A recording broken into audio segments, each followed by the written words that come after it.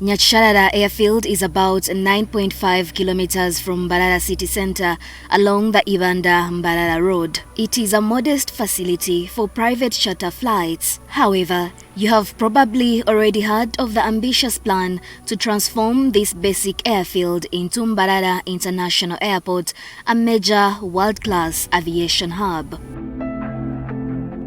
To President Museveni and a consortium of private investors, this upcountry airfield is the nucleus of a global transit hub designed to rival some of the world's biggest airports. This facility is actually aimed at snatching about 30% of traffic from the rest of the airports known. I'm talking about Europe, I'm talking about United Arab Emirates, because that is a very common route, congested and very expensive. The proposal rests on a geopolitical bet that Uganda can serve as the primary refueling midpoint on the trade route between Latin America, specifically Brazil and China in Asia.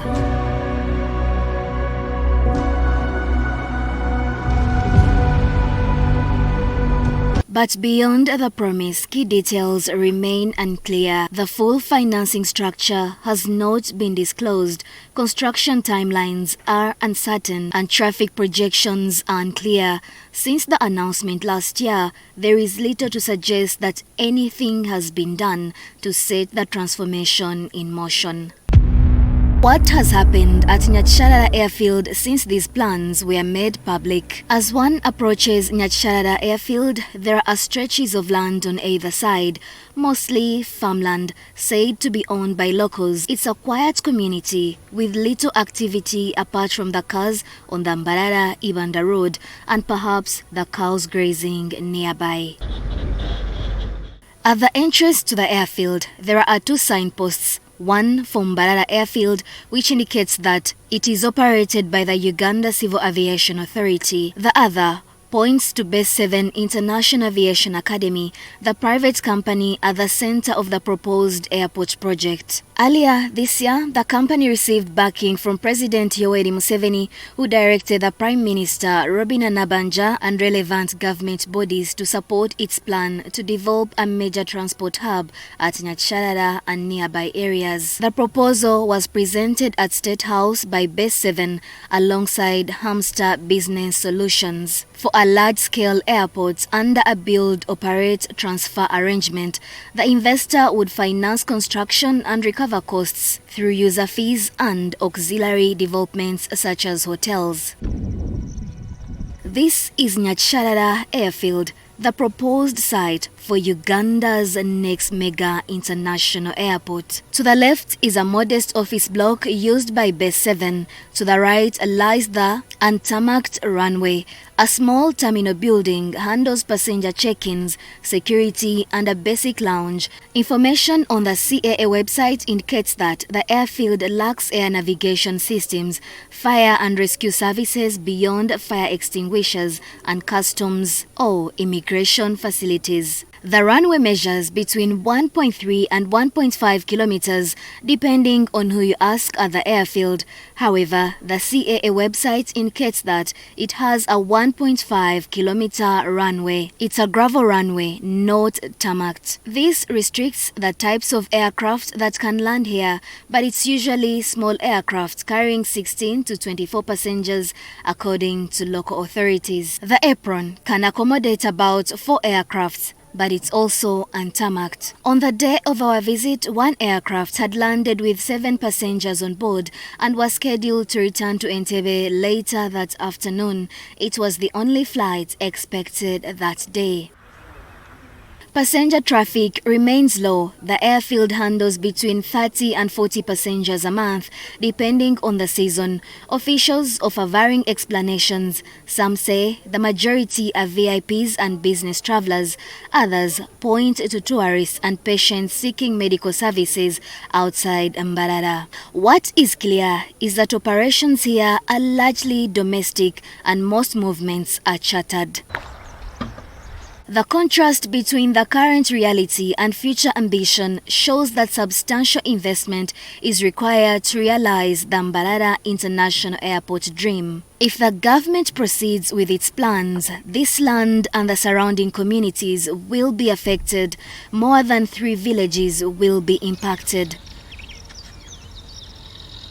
The proposed expansion would require the acquisition of a large amount of land. Plans include 2 runways, each 5.5 kilometers long, and a separate 3.7 kilometer VIP runway, which would place the airport among those with some of the longest runways in the region. President Museveni indicated that the entire project would cover approximately 21 square kilometers. But this land needed for expansion is not empty, and neither is it government land, at least not yet. The surrounding land is mostly privately owned, with farms dominating the landscape, along with scattered homesteads. There are no hotels in the immediate vicinity, nor are there banking or healthcare services, meaning heavy investment in hospitality and other auxiliary services would be required. The project would also necessitate rerouting the Ibanda-Mbarara Road to the east of the airfield at the investor's cost. This is the Mbarara Ibanda Road that is being proposed to be shifted to either Bwizibwera, Makonje or Kaigoshora Chamgolani. However, the proposed routes are much longer compared to this current route that is going to be shifted.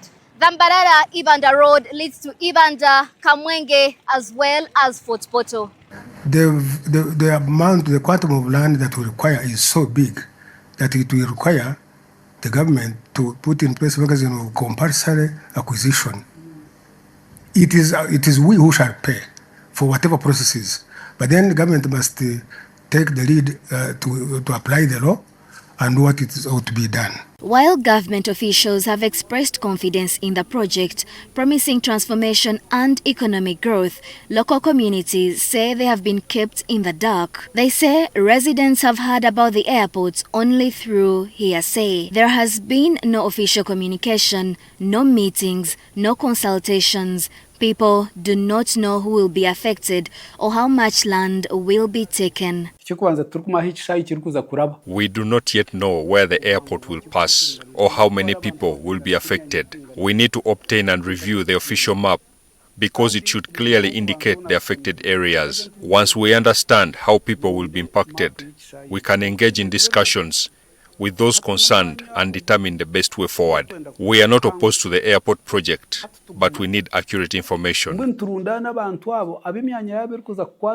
There is confusion about the size of the area required and how many kilometers of land will be needed. Clear information from the authorities is necessary to address these concerns.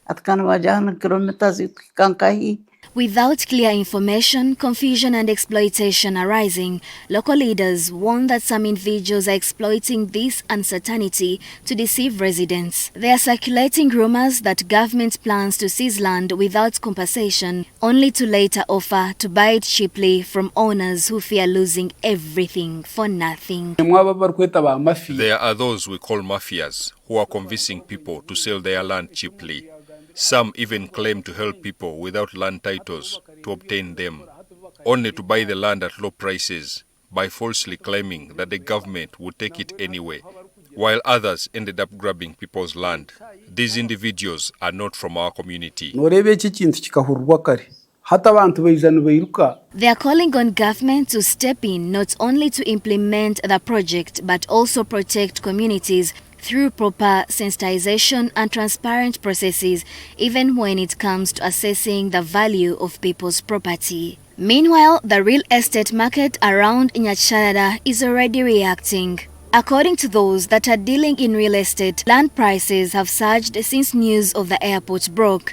Originally, we were selling plots of 25 decimals at only 25 million Ugandan shillings. But ever since the president announced that there is a big airport coming to Western Uganda, specifically in Nyakisharara, now prices have gone up to 45 million per plot of 100 by 100. And those are residential plots. When it comes to the commercial plots, they were running for 50 million. Right now, people are asking for 100 million, 150 million, depending on how close it is to the airport. But if the airport does not materialize, he warns of the consequences of people buying land on speculation rather than certainty. They recall a similar situation about 4 years ago when rumors of Nyakisharara's development sparked a buying frenzy, only for the plans to stall, leaving investors with land they have struggled to sell. It has ever happened before. This rumor came about 4 years back first.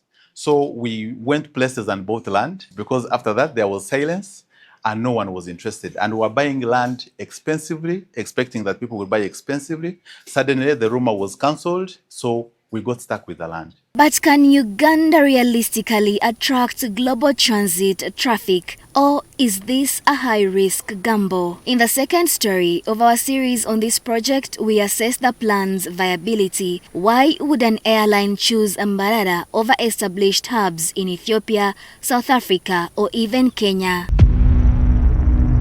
Norbert Atkunda, NTV News.